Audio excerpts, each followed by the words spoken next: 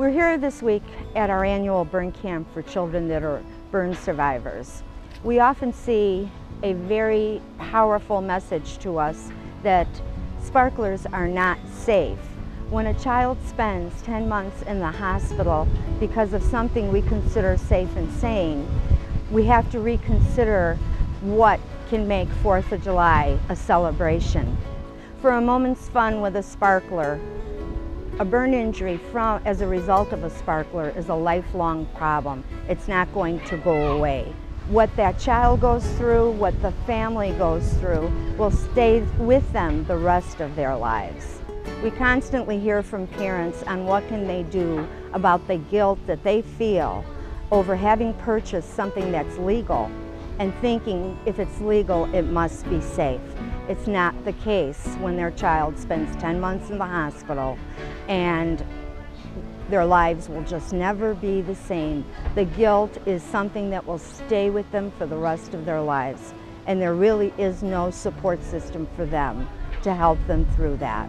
The long-term effects to the child and the family is when you miss that much school and you haven't been given the opportunity to catch up in school, you end up in summer school, and it's almost like yet another punishment. Coming to our camp, we call the schools and ask them not to make them go to school the week of camp, because what they gain here is much more valuable than what they will learn academically in that week. So they continue to pay the price for that safe adventure they may have thought they were going to have. We would like to tell you guys what happened to Madison last 4th of July at a family party. We had just gotten back from seeing the fireworks display in the southwest suburbs, and I had changed Maddie and my girls' clothes to be pants, gym shoes, and t-shirts. I did this thinking in case they stepped on something hot or got poked by something hot, this way that they wouldn't get burned. I left Maddie in the back where the kids were doing the sparklers. At the time that I left her, she wasn't doing any sparklers. She had just gotten through with hers. I went to go get a soda for myself, and I left her in the company of my cousins and her aunts and uncles. I went in the house, and within a matter of seconds, we heard screaming. We weren't sure who was screaming, whose child it was. All we knew, it was really bad. The pitch of the screaming was really loud.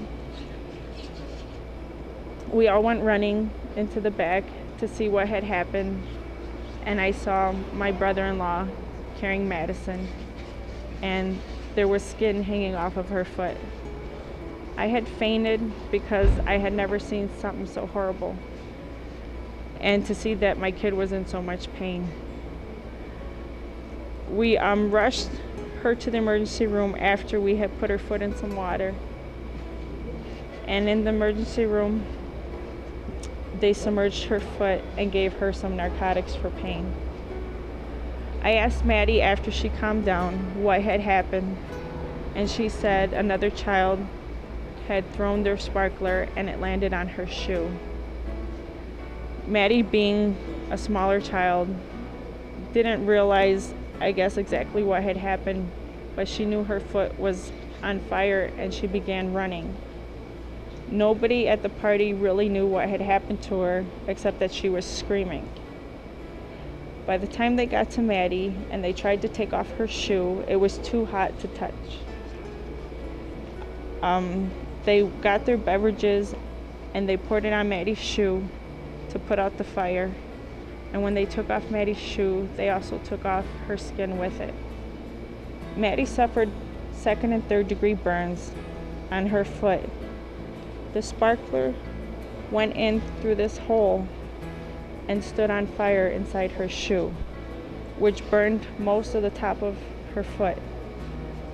Maddie has undergone grafting surgery because of this and had a month of not walking on her foot.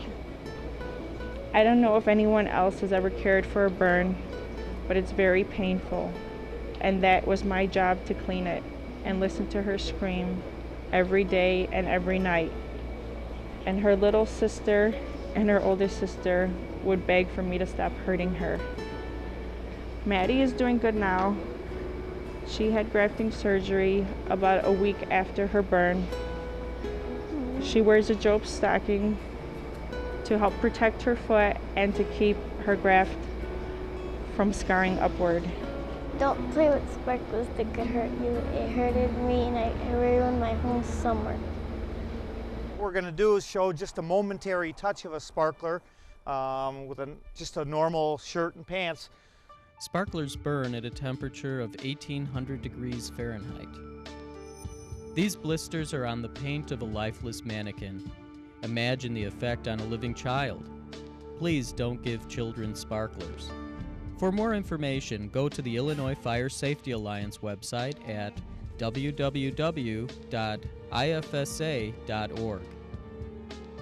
There are burns that pretty much span the area from the nipple line on down, extend up the inner aspect of both arms, up through the armpit, and then up onto the front of the chest and down around. So depending on the age of this child, which would probably be about a 7 or possibly 6, 7-year-old child, this probably represents in the range to about a 14–15% burn.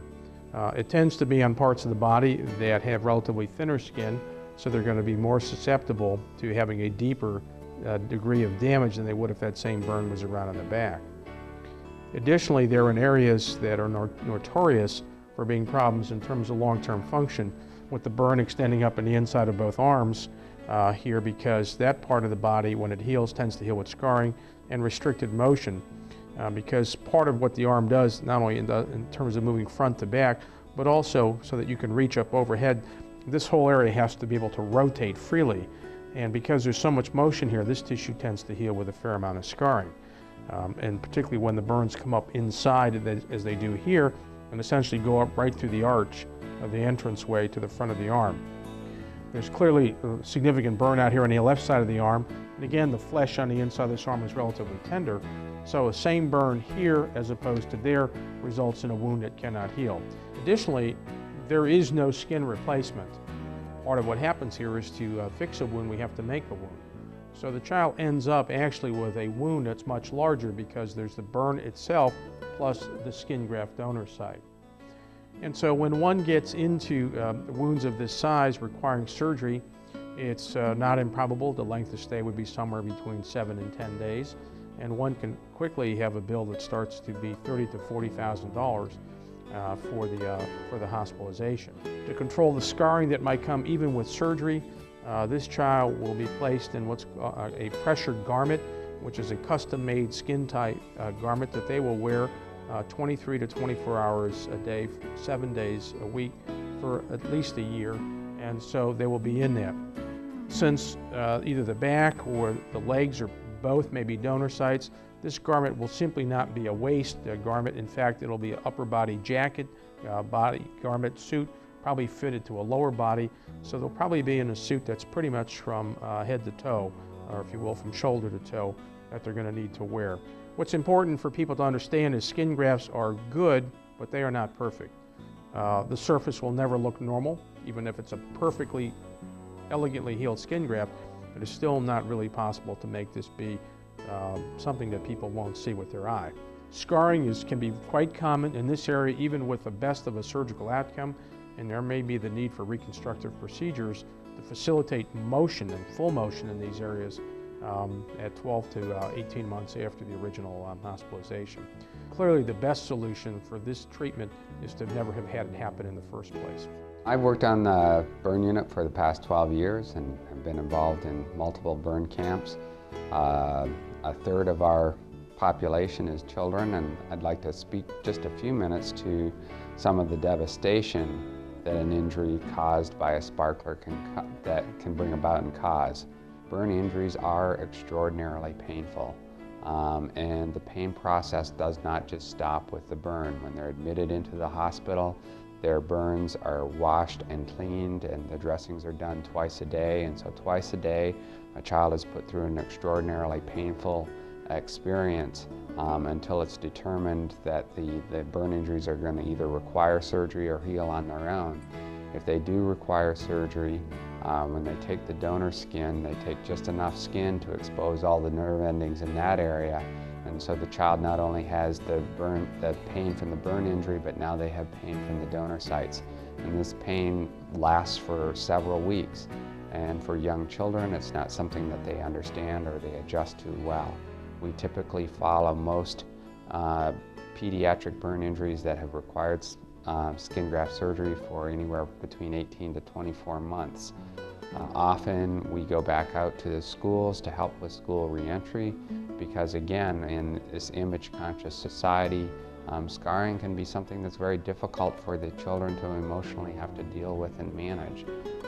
Children in the schools don't understand why they have to wear garment suits and wear something that looks different. And once the garment suits come off eventually down the road, why their skin looks so different, and they're always in the position of having to explain that. These injuries don't simply go away, they're there forever, which is part of the reason that we have a burn camp to provide these children support, because they never really can fully escape at least the physical component of their injuries. The consequences are very much there and long-lasting. And so all of these things are come with just a momentary touch of a sparkler to a child's shirt, and the injury that ensues lasts far longer than just a moment. You know, as a paramedic, I've seen firsthand damage of fireworks. I've seen the emotional and physical impact that fireworks and sparklers do.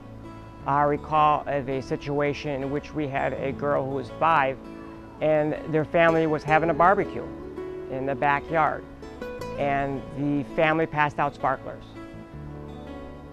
Before you know it, something went wrong, and it went wrong very quick.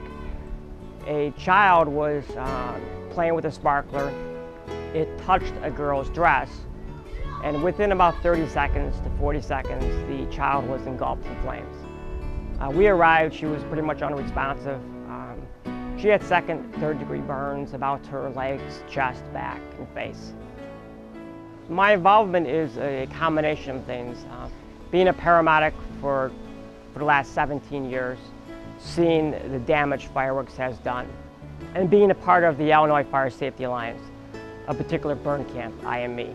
I was able to witness the other side of burn injuries, fireworks injuries, the emotional impact that these kids endure throughout the years. And it's not short-term, it's long-term, it's life-term. And fireworks do not cause damage that lasts an hour or 2 hours, a trip to the emergency room, and one comes home and the burn is healed. An injury is a lifetime injury that is emotionally trying to a child. The Illinois Fire Safety Alliance is a fire and burn prevention organization that's known very well for our burn camp for those that unfortunately succumb to a burn injury. But really this organization is about preventing burn and fires. And fireworks is one of those areas that is probably the easiest to prevent. The problem is that people really don't understand fireworks. The sparkler, for example, seems to be very innocent and doesn't seem to be something that would burn you, but nothing could be further from the truth. A sparkler burns at up to 1800 degrees. If we have a child next to an oven and it's set at 350, we tell them don't touch it, it's hot. The burns that result from that momentary touch of a sparkler will carry that child through their life. And the parent then has to deal with the guilt of saying, I didn't think that it was dangerous. And that's what the purpose of this video is to educate people about the hazards associated with fireworks, especially sparklers, because those are the devices that are marketed to children.